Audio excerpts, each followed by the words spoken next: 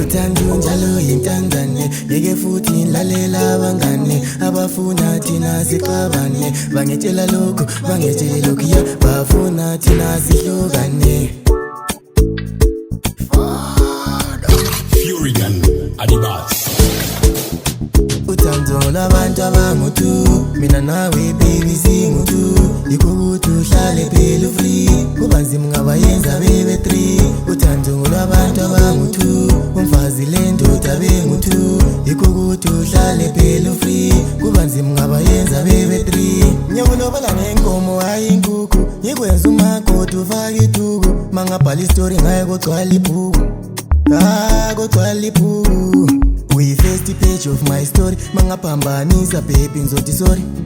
uyi-first page of my story mangaphambanisa baby ngizothi sorry uthando labantu abangu-2 mina nawe baby singu-2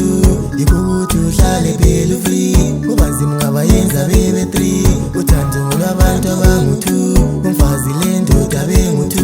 yikho ukuthi uhlale phela free kuba nzima ngabayenza bebe 3 zvaitika mubedroom tofukidzirana variko vasingadikona tichidanana mai mwana ndatidzikama ndati mai mwana batana tiri vaviri mai mwana tinonakirana kana wane vanhu takuganzirana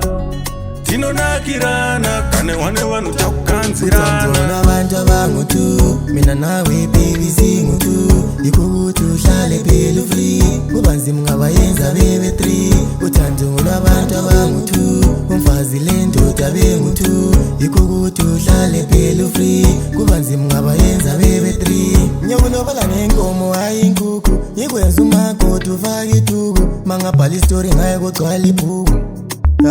kogcwala ibhuku uyi-first page of my story mangaphambanisa baby ngizothi sorry uyi-first page of my story mangaphambanisa baby ngizothi sorry uthando labantu abangu-2 mina nawe baby singu-2 yikho ukuthi uhlale phela free kuba nzima ngabayenza bebe 3 uthando labantu abangu-2 umfazi le ndoda bengu-2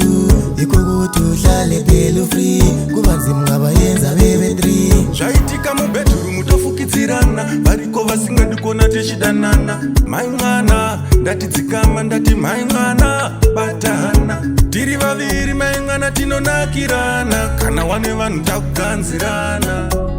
tinonakirana kana wane vanhu takuganzirana labantu abangu-2 mina nawe baby singu-2 yikho ukuthi uhlale phela free kuba nzima ngabayenza bebe 3 uthando lwabantu abangu-2